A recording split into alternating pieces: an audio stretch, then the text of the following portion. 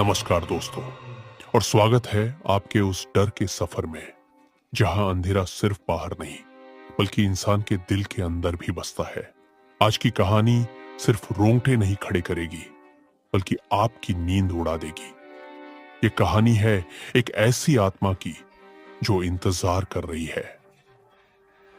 कर रही है उन लालची नजरों का जो किसी और की बीवी को देखती है। वीडियो को लाइक, शेयर और चैनल को सब्सक्राइब करना ना भूले और घंटी के आइकन को दबाना, वरना कहानी का डर आप तक नहीं पहुंच पाएगा। तो लीजिए, अपनी सीटों पर कसकर बैठ जाइए और शुरू होता है आत्मा का खेल। आर्यन और वरुण बैंक की एक गुप्त और विशेष परियोजना पर दुर्गापुर नाम के एक भूले बिसरे गांव में फंस गए थे। यह गांव नक्शे से भी मिटा सा दिया गया था। हवा में मौत की सन्नाटा और पुराने रीति रिवाजों की बास थी। यार आर्यन, ये किस प्रोजेक्ट में फंसा दिया बैंक ने? ये रोड है या दलदल? सिग्नल भी नहीं आ रहा। मैंने गूगल मैप्स पर दुर्गापुर सर्च किया तो सिर्फ अपरिभाषित क्षेत्र दिखा रहा है। शांत हो जा वरुण, गुप्त प्रोजेक्ट है तो ऐसी जगह तो होगी ही, बड़ा इंसेंटिव मिलेगा। ये सुनसान जगहें ही सोने की खदानें होती हैं। वैसे इस गांव का नाम सुनकर ही क्यों लग रहा है कि यह जगह अभिशप्त है? वरुण ने खिड़की से बाहर देखा। चारों ओर टूटे हुए भूरे रंग के घर थे। हर दरवाजे पर सूखे नींबू और मिर्ची के साथ अजीबोगरीब टोटके लटके हुए थे। एक पुरानी पीपल के पेड़ के नीचे एक पत्थर की मूर्ति थी जिसका चेहरा किसी ने काले रंग से पोत दिया था। देख, हर तरफ ये क्या लटका रखा है? और ये लोग हमें गांव के सबसे सुनसान कोने में क्यों भेज रहे हैं? होटल क्यों नहीं? बैंक ने उनके रहने का इंतजाम गांव के सबसे सुनसान कोने में स्थित एक सदियों पुरानी हवेली में किया था। राय साहब की हवेली। उन्होंने कहा, बजट सीमित है। यह हवेली जिसके बारे में गांव वाले सिर्फ फुसफुसाकर बात करते थे, कभी दुर्गापुर की शान हुआ करती थी, लेकिन पिछले 50 सालों से यह वीरान पड़ी थी। गांव वालों का मानना था कि जो भी वहां रात बिताता है वह अपने साथ एक बुरा सपना लेकर लौटता है या फिर बिल्कुल नहीं लौटता। बुरा सपना नहीं यार, यह हवेली किसी श्राप की निशानी लगती है। मेरा दिल जोर से धड़क रहा है। क्या हम वापस चले जाएं? छोड़ यह सब वहम। तुझे पता है, मैं इन बातों पर यकीन नहीं करता। थोड़ा डर हमेशा रोमांच बढ़ाता है। बस अपनी रिपोर्ट पर ध्यान दे। शाम थी। आसमान पर काली चादर तन चुकी थी। बारिश की बूंदें अभी भी थमी थी और जमीन से उठती जहरीली ठंडक हड्डियों तक को सिहरा रही थी। आर्यन ने जैसे ही हवेली का जंग लगा, भारी ताला खोला। दरवाजा एक लंबी दर्द भरी चीख की तरह चरमराता हुआ खुला। हवा का एक झोंका अंदर से आया और उन्हें महसूस हुआ कि यह हवा नहीं बल्कि किसी की लंबी ठंडी सांस थी। और फिर आर्यन की सांसें अटक गई। प्रवेश द्वार के ठीक सामने एक दुल्हन खड़ी थी। उसने गहरे लाल रंग का एक भव्य लहंगा पहन रखा था जो बिना किसी चिराग के भी खुद ही जगमगा रहा था, मानो उसके अंदर से ही रोशनी फूट रही हो। जरी का काम और कंदोरा इतना बारीक था कि वह मानव हाथ का बना हुआ नहीं लग रहा था। रुक जा आर्यन, यह गलत है। तू शादीशुदा है, लेकिन यह कौन है? ऐसी काया, ऐसी सुंदरता मैंने अपनी जिंदगी में नहीं देखी। निशा नहीं, निशा तो मेरी पत्नी है, लेकिन यह तो किसी कविता की देवी है। उसके घने काले बाल उसकी पतली कमर तक लहराते हुए लटक रहे थे और कमर में बंधा सोने का कमरबंद एक जीवित सांप की तरह लग रहा था। उसकी आंखें किसी प्राचीन रहस्य की गहराई थी। आर्यन, जिसकी पत्नी निशा शहर में थी, एक पल के लिए जड़ हो गया। उसकी सारी नैतिकता, सारे वादे, सब उस एक लुभावनी छवि के आगे धराशायी हो गए। हाय राम, यह कौन परी है? इस जंगल में ऐसा खजाना? निशा, माफ करना प्यारी, लेकिन आज रात तो जन्नत नसीब होगी। बस एक छुआ, एक एहसास, सिर्फ एक पल की भूल। आखिरा कौन देखेगा? कोई। वासना के इस ज्वार में आर्यन ने अपना आपा खो दिया। वो धीरे धीरे एक शिकारी की तरह उस दुल्हन के पीछे बढ़ा। उसने महसूस किया कि उसके शरीर से एक अजीब सुगंध आ रही है, मादक चमेली के फूलों और जले हुए तेल और पुरानी राख की तीखी असहज गंध। बिना कुछ कहे आर्यन ने एक कांपता हुआ हाथ आगे बढ़ाया और उस दुल्हन की कमर को छू लिया। उसका जिस्म आश्चर्यजनक रूप से ठंडा था, बर्फ जैसा, जैसे उसने एक संगमरमर की मूर्ति को छुआ हो।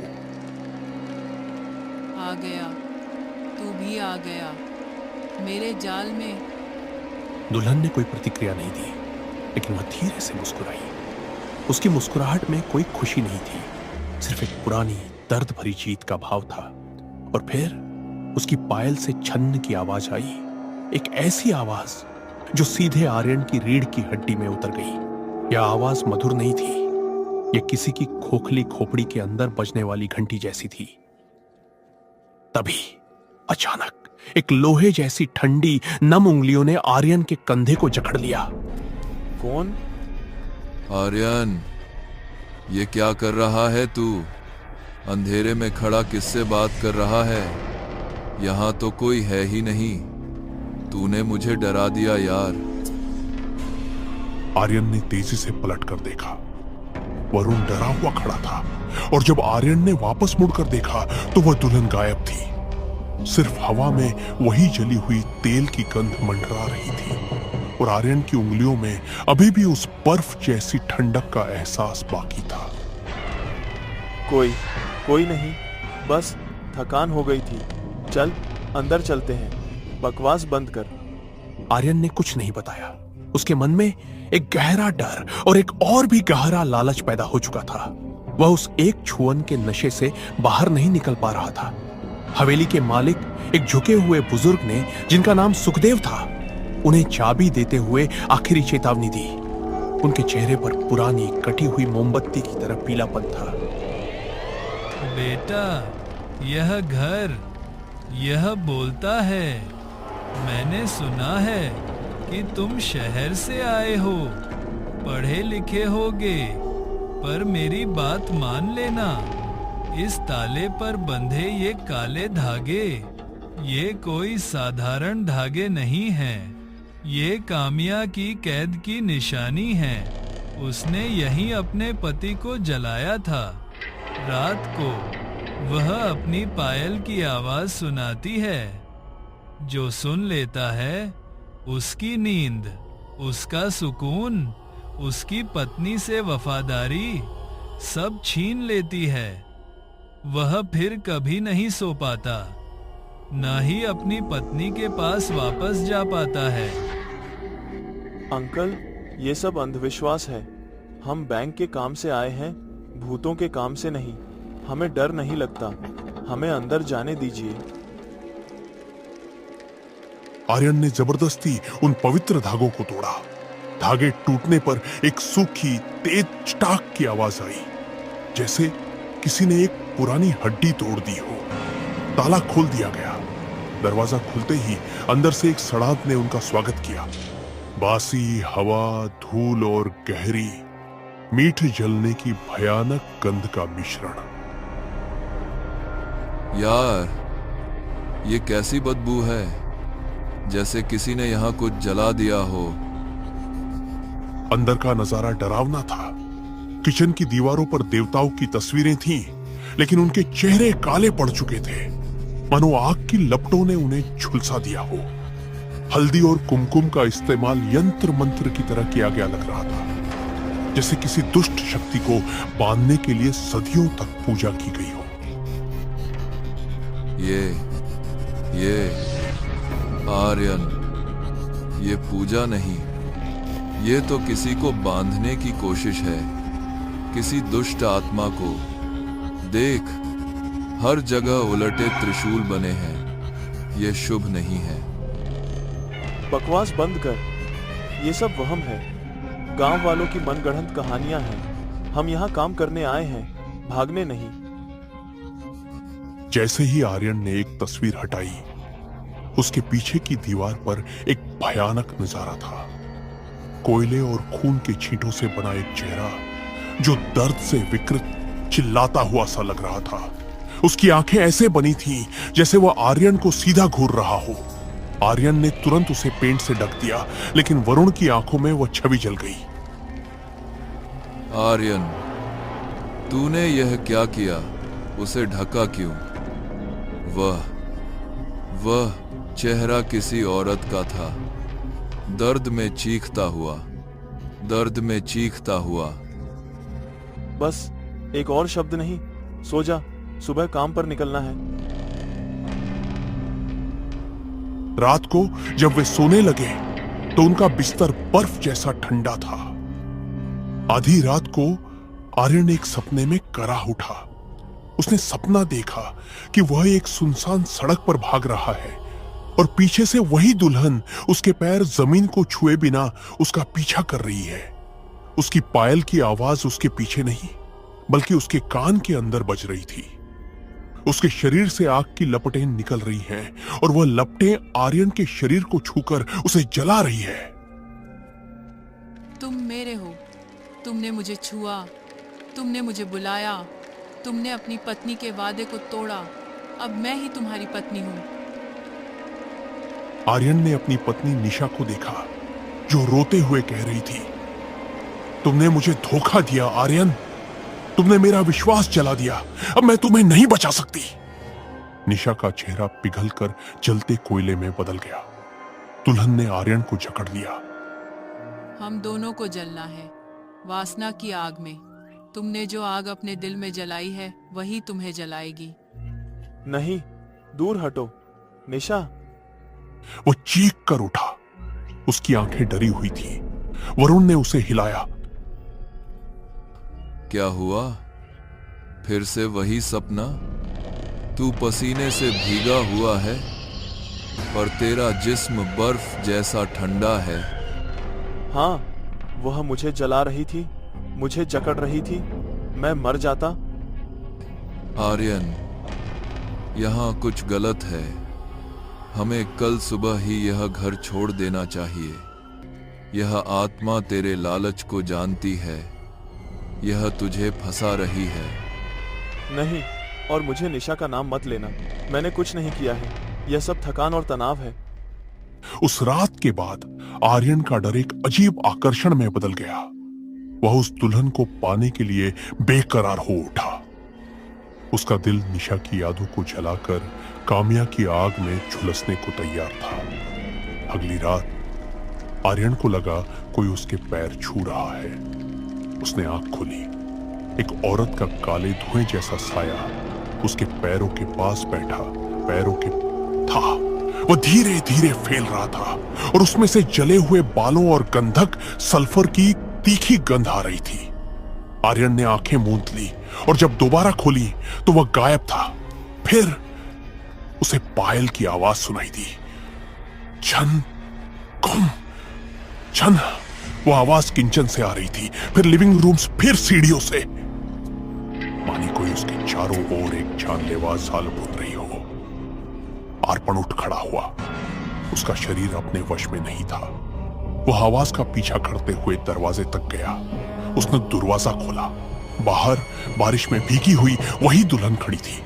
उसका लहंगा गानी से लथपथ था और उससे टपकता पानी खून जैसा ताल लग रहा था।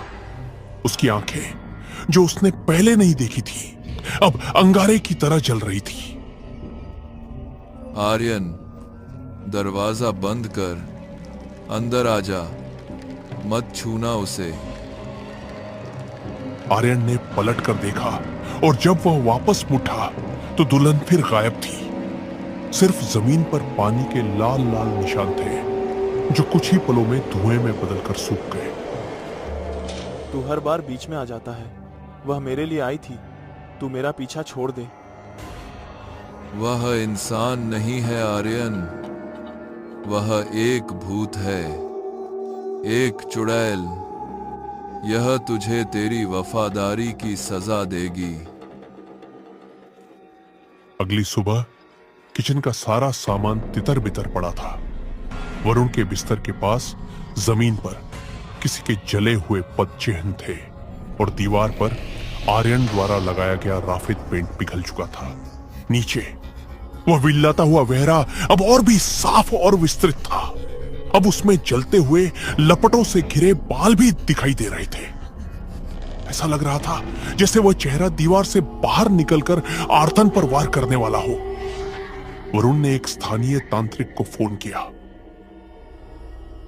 गुरुजी, मदद कीजिए।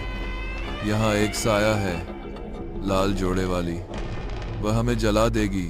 वह लाल जोड़ा, कामिया, भागो वहां से। वह मर्दों के लालच से जीती है। उसकी आग कभी नहीं बुझती। वरुणा, तू अच्छा इंसान है, इसलिए भाग जा। ये तेरी आखिरी चेतावनी है। फोन कट गया। वरुण का चेहरा फीका पड़ गया। उसने आर्यन को खींचा, लेकिन अर्थन ने उसे जोर से धक्का दे एक्टिव दिया। जा, चला जा। आज की रात सिर्फ मेरी है। वह मेरी रानी है, मेरी आखिरी मोहब्बत। तू क्यों बीच में आ रहा है? वरुण कोने में सिसकता रहा। उसका मन हार मान चुका था। उसने अपनी जान बचाने का फैसला किया। उसने धीरे से अपने बैग में जरूरी कागजात रखे और चुपचाप पिछली खिड़की से भाग निकला। वह जानता था कि आर्यन अब बचाया नहीं जा सकता। रात के 2 बजे थे। हवेली के बाहर चांद की रोशनी भी डरकर बादलों के पीछे छिप गई थी। दरवाजे पर एक कोमल लेकिन स्पष्ट दुस्तक हुई। छन छन छन। आर्यन दरवाजे की ओर दौड़ा। बाहर दुल्हन पीठ की खड़ी थी। उसके शरीर से अब सल्फर और जलते हुए मांस की तीक्ष्ण गंध आ रही थी। आजा मेरी रानी, अंदर आजा। मैं तेरा इंतजार कर रहा था। क्या सच में मैं अंदर आऊं? क्या तुम हमेशा मेरे रहोगे? क्या तुम मुझे अपनी पत्नी से ज्यादा चाहोगे? हाँ हाँ, हमेशा के लिए। निशा कौन? अब बस तू ही है। दुल्हन ने बिना पैर उठाए जमीन पर तैरती हुई हवेली में प्रवेश किया। जैसे ही वह अंदर आई, किचन की दीवार पर बना चेहरा रक्त की तरह लाल चमक उठा और हवा में तापमान अचानक कई गुना बढ़ गया। वह सीधे किचन की ओर बढ़ी। आई। आर्यन उसके पास पहुंचा, उसकी बाहें फैलाई। तभी दुल्हन ने अचानक पलटकर अपना घूंघट उतार दिया। आर्यन की सांसें थम गई। जहां एक सुंदर चेहरे की उम्मीद थी, वहीं नर्क का दृश्य था। काम्या का चेहरा पूरी तरह से जल चुका था। मांस काला पड़ गया था और हड्डियां दिखाई दे रही थी। उसकी आंखों की जगह सिर्फ गहरे धुएं उगलते गड्ढे थे। आओ मेरे पास आओ मेरे राजा, मेरी आग बुझाओ। ये आग जो तुमने मेरे लिए जलाई है। उसके बाल अब भी धीमी धीमी नीली हरी लपटों में जल रहे थे।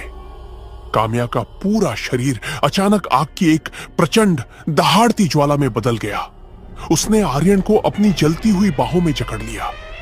आर्यन की चीखें पूरी हवेली में घुस गई, लेकिन हवेली के बाहर रात के सन्नाटे में तेज दब गई। उसके कपड़े, बाल, फिर सब कुछ जलने लगा।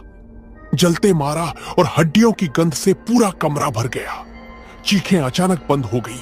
सिर्फ आग के जलने की धीमी चरे पर की आवाज बची रही। कैसी लगी मेरी सुंदरता? ये है मेरे प्यार का असली रूप। अब भी तुम मुझे चाहोगे? नहीं, हट जाओ, छोड़ दो मुझे। यह क्या है? सभी मर्द एक जैसे होते हो, सिर्फ चमड़ी देखते हो, सिर्फ सुंदर शरीर की भूख होती है तुम्हें। मेरे पति ने भी ऐसा ही किया था। उसने मुझे धोखा दिया, मारा, इसलिए मैंने इसी किचन में खुद को जला डाला। लेकिन मरने से पहले मैंने उसे भी अपनी आग में जला लिया। और अब तुम भी लालची हो। अगली सुबह वरुण होश में आ पा, जो हवेली से दूर भाग चुका था। उसने पुलिस को सूचित किया। किचन के बीचों बीच आर्यन का जला हुआ कंकाल पड़ा था। उसकी हड्डियां काली पड़ चुकी थी और उसके हाथ की हड्डियां एक खाली काली जगह को जकड़े हुए थे, मानो उसने किसी जलती हुई चीज को अंतिम समय तक थाम रखा हो। वरुण ने कभी पीछे मुड़कर नहीं देखा। कुछ दिन बाद हॉस्पिटल में एक बुजुर्ग वहीं सुखदेव ने वरुण को बताया वह काम्या थी। उसके पति ने उस धाका दिया था।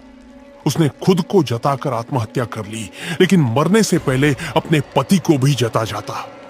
उसकी आत्मा यहीं फंस गई और अब वह हर उस पुरुष को ढूंढती है जिसकी नीयत में खोट हो। वह धोखा देने वाले मर्दों की असली दुल्हन बन जाती है। वरुण ने निशा को सब कुछ बताया। हवेली को हमेशा के लिए बंद करवा दिया गया और उसके दरवाजे पर नए मजबूत काले धागे बांध दिए गए।